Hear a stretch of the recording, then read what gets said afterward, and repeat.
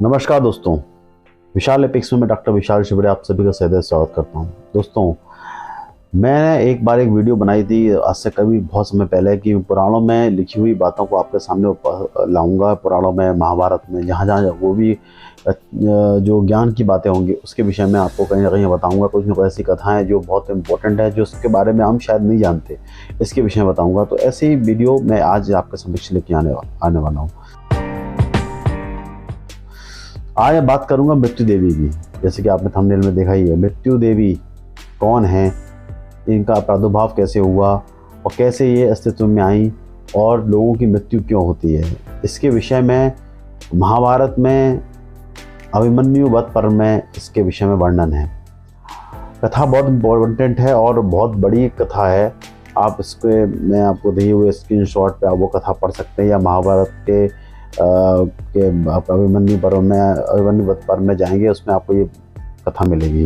जब अभिमन्यु का वध हो गया और वध होने के बाद जब उसको सांत्वना देने के लिए व्यास जी ने ये कथा सुनाई, जो नारद जी ने किसी एक राजा को सुनाई, उसके बाद ये कथा आई बीच में। ये कथा ये थी कि ब्रह्मा जी ने शिव का आह्वान किया और शिव से जब बातचीत उनकी हुई कि इस धरती पर कोई भी मृत्यु को प्राप्त नहीं हो रहा है, कोई भी मर नहीं रहा है, तो मृत्यु के कैसे मृत्यु का वर्णन करें। तब ब्रह्मा जी की ने मृत्यु का आह्वान किया, मृत्यु देवी की उत्पत्ति की। मृत्यु देवी जब उत्पन्न हुई उसके बाद मृत्यु देवी ने कहा कि मैं एक स्त्री हूँ, मैं कैसे लोगों को मार सकती हूँ, कैसे लोगों की हत्याएं कर सकती हूँ, मेरे पे हत्या का पाप लगेगा। तो मृत्यु देवी से उन्होंने कहा कि आगा ही नहीं, आपको मृत्यु लोगों को देनी होगी, नहीं तो इस दुनिया में कोई मरेगा ही नहीं, तो सब अमर हो जाएंगे, तो फिर कैसे काम चलेगा।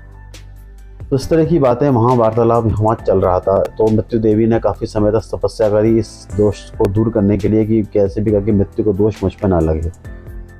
तो मृत्यु देवी ने काफ़ी पद्मों साल, मतलब अरब खरब पद्म मतलब बहुत आगे की उतने साल तपस्या करी। तपस्या करने के बाद ब्रह्मा जी फिर प्रकट हुए और शिव प्रकट हुए। उन्होंने फिर मृत्यु देवी को कहा कि आप पे कोई दोष नहीं लगेगा।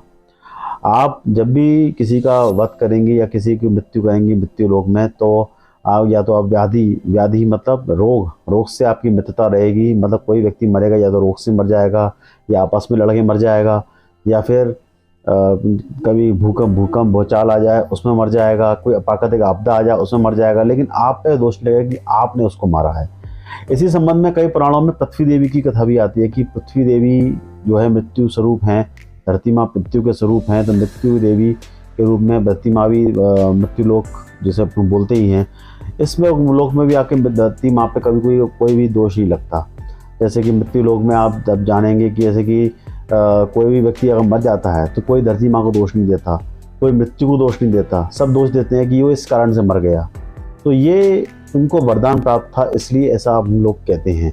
व्यवहार में हम कभी भी मृत्यु को या फिर मृत्यु से संबंधित किसी भी जो मृत्यु के कारण हैं, जो पुराने कथाओं में हमें चले आ रहे, मृत्यु देवी हुई, धरती माँ हुई, इनको कभी दोष नहीं देते। हमेशा उसी हम दोष देते हैं, या तो रोग को दोष देंगे या फिर हम लोग दोष देंगे प्राकृतिक आपदा को या आपसी रंजिश को, या जो भी कारण से वो व्यक्ति अपने स्वयं मर गया, किसी भी बुढ़ापे से मर गया, जरा रोग से मर गया, इस टाइप के दोषों को हम देते हैं। तो ये दोष पुराने कथाओं में विस्तृत रूप से दिए हुए हैं कि ऐसा क्यों होता है। इस महाभारत के इस पर्व को आप अच्छे से अध्ययन कीजिए, पढ़िए। ये पर्व दोनों वध पर्व के अंदर अभिमन्यु वध पर्व है, उसमें दिया हुआ है महाभारत का। ये आपके जो गीता प्रेस गोरखपुर की महाभारत आती है उसमें वहाँ ये वर्णन मिलता है। आप इस स्क्रीनशॉट को पढ़ लीजिए, अच्छे से देख लीजिए और इसका अध्ययन कीजिए। और पुराणों का अध्ययन आप करते रहिए, क्योंकि पुराणों में बहुत ज्ञान की बातें छुपी हुई हैं, बहुत सारे रहस्य छुपे हुए हैं जो आप लोगों को मिलते हैं। तो इसी के साथ दोस्तों मैं इस वीडियो को विराम देता हूँ। मिलता हूँ अगले वीडियो में। धन्यवाद।